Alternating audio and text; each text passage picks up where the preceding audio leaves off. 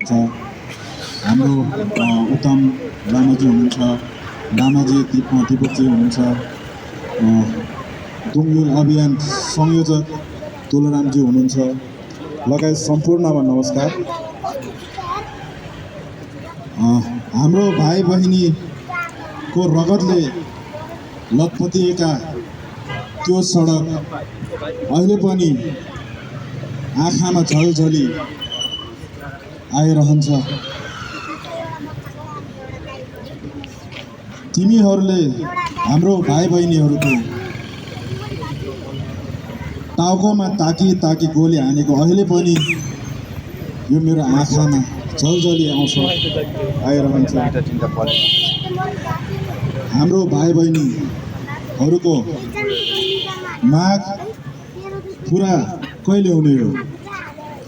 यो प्रश्न प्रधानमन्त्री सुशीला कार्कीज्यूलाई हो। यो आवाज सायद यो अब नपुग्न नि सक्छ, सकेसम्म पुर्याउनु होला।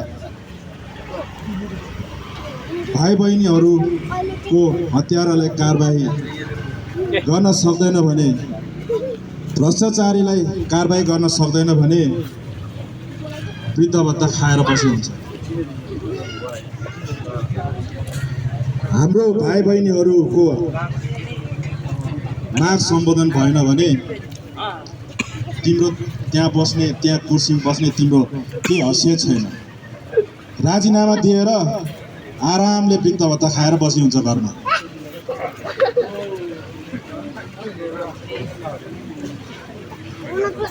हाम्रो भाइ बहिनीहरूले अन्तरिम सरकार बनाएर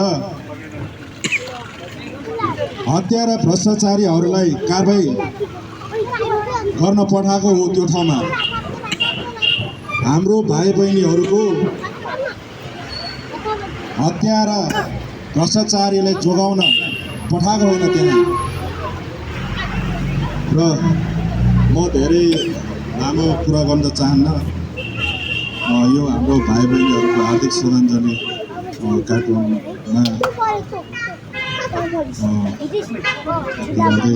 भन्दै मेरो एक निश्चित धन्यवाद।